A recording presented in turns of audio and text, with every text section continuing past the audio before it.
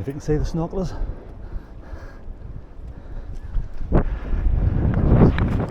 Keeping fit in there.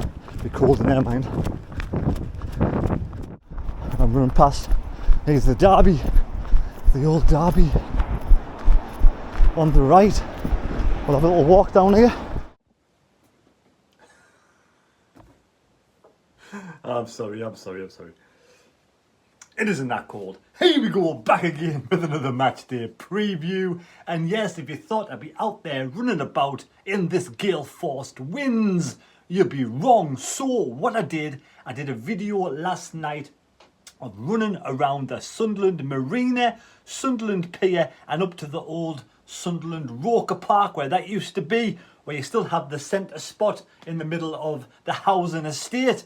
I did that video yesterday, and the video is on the Mad Mistake visits. I'll leave a link down below in the description, and also down in the comment section I will leave a link to the Mad Mistake visits. Pop over me running around the streets for half an hour if that's your kettle of fish. But now we're going on to the preview. Yes, so after fresh from the 4-2 thumping of Burnley and the 2-0 unlucky defeat against Blackburn Rovers, can we make it third time lucky? Third time lucky, but we go down to the Mad Hatters, Luton Town at the weekend. I'm going to show you a picture now of Luton Town's away end as you go in. It's like you're walking down someone's street. You pop in the back of someone's garden. Here's the picture right now.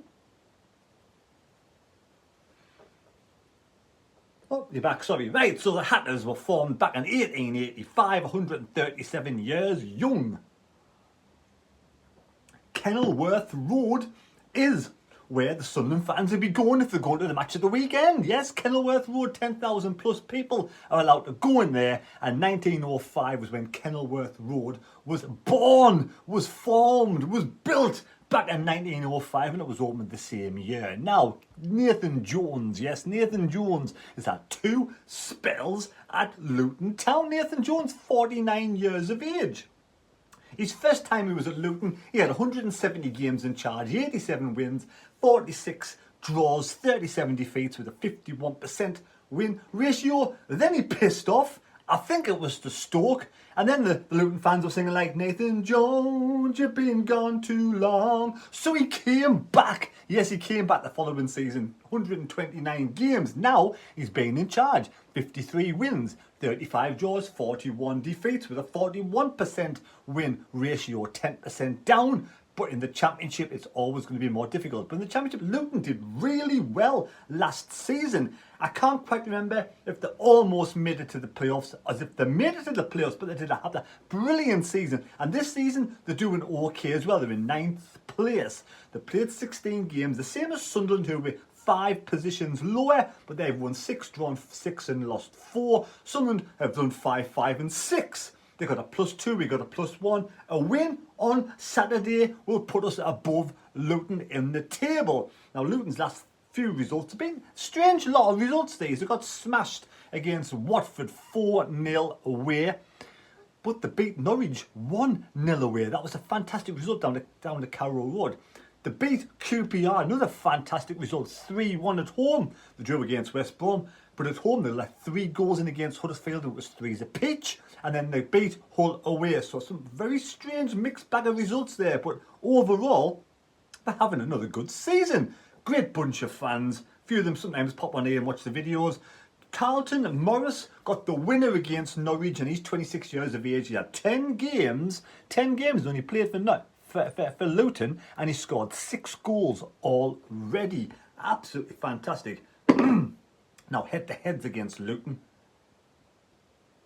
We've won 32, we've drawn 13, we've lost 14. And the last 2 results when we were in League One finished 1s apiece both times. But back before that, we hadn't played them since 2007. We got beat 3-0, but we beat them earlier on 5-0. We beat them 5-0 before that. The game, last time we beat them was back in 2007. We won 5-0. Now, that was away from home, and people like Stokes and Connolly and Wallace and Murphy got 2. Was that when Roy Keane was the manager back then? So yes, don't forget to pop in the Mad Mistake Visits channel and watch me running around Sunderland and Roker. Now, the Hatters historically have a connection to the making hats. Yes, the making hats trade. That's what it's called, the making hats trade. That's why they're called the Hatters, because historically, like, they make hats down there in Luton. The longest serving manager in Luton of all time in the world is David Pleat. 2 spells, 600 plus games for Luton. And Luton, now I forgot about this, it's funny how time is a healer, isn't it? Back 2009, Luton were relegated out of the leagues into the conference, and it took them to 2014 to get back into the league. 2014.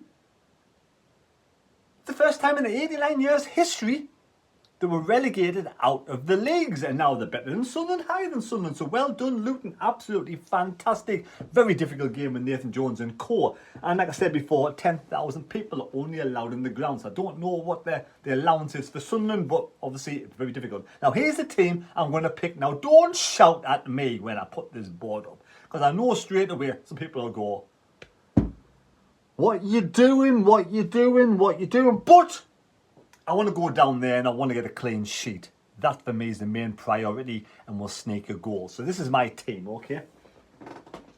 This is the team on the board. So yeah, again, you know, I don't laugh at your team, don't laugh at mine. There we go, right? So here we go. I've got Patterson in goal. I want to bring Bailey Wright back into the side. Why isn't Bailey Wright? Come on, Bailey Wright is getting Australia to the World Cup, and in a month's time he'll be there at Qatar playing football for Australia. So why isn't he playing football for Sunderland right now? You can't say he's not fit, because he's unless he says, boss, I don't want to play any games because I get injured for the World Cup. I've got to go to the World Cup. Has Bailey Wright ever got to the World Cup before in his past? So yes, this is his moment. He does not want to get injured. Sure, that's not the reason. But anyway, Bailey Wright, I know his girlfriend or whatever, he just had a baby recently. So, you know, he's been on the subs though. He can't be so he wants to rush off in case, you know, family, but he's not. Why would he be on the subs? So for me, Bailey Wright starts, Danny Bartzirk, and 3 centre-backs. You know what I mean? He's more of a left-back, but he's used to that position now. He's played there a long time. So that's a solid defence. Trey Hume is the wing-back, Clark is the wing-back. Luke 09 and Evans in the middle. And yeah, I know you're all screaming at me saying, why Luke 09? Because Luke 09 Evans will be solid as well. Because Luton's an intimidating place to go, a small ground, difficult place to go. I think we need to make sure we stand up and we get counted. And for me, that is going to be a solid back line now. But you've got forwards to go forward and score goals. So I've got Pritchard in there with Benetti to get his first start, with Roberts hopefully he's recovered from his injury. So that for me is the starting lineup. Sims has been training and is close to starting on the bench on Saturday, or even a surprise package. You might even be thrown into the deep end. I wouldn't have thought so. I thought Sims for me, if he's going to be available, will start on the bench. Now, if you have the greatest sports nugget and you can get the score correct to try and win a shirt at the end of the season, you have to be a scriber. You have to be a scriber. Please subscribe to this channel. You've got to be a subscriber to this channel to win a shirt at the end of the season. Now, on the table at this moment in time in the big book of C, Liam Nicol and Chris Wilkins are both on 4 points. They are top of the table. Every time you get the score correction correct, you get 1 point. Michael Atkinson, Angelic Skin 77, and why you're talking, why so serious? On 3 with CPZ. They are the leaders of the board. There's numerous of people on 2 and hundreds and thousands, well, you know, a few on 1. So there's plenty of time, plenty of games to go. We're not even halfway through the season. Get your name down in the comment section. Leave the score down there to get 1 point and get yourself in a chance to win a shirt. But you've got to be a subscriber to win a shirt. So there we go. I'm going to go for a score prediction. Like I said before, we get a clean sheet and Bennett gets the winner 1-0. That is my score prediction. Again, if you're new to the channel, please subscribe. Give us a thumbs up. It really helps the channel out if you can smash the thumbs up.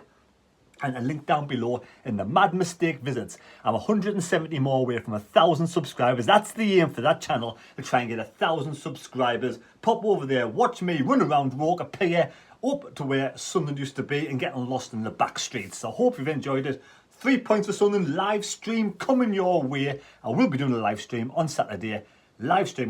Join in the live stream for all sorts of shenanigans and hopefully a few beers along the way.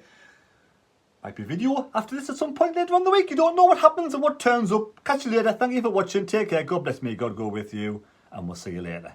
Nathan Jones, he's been gone too long.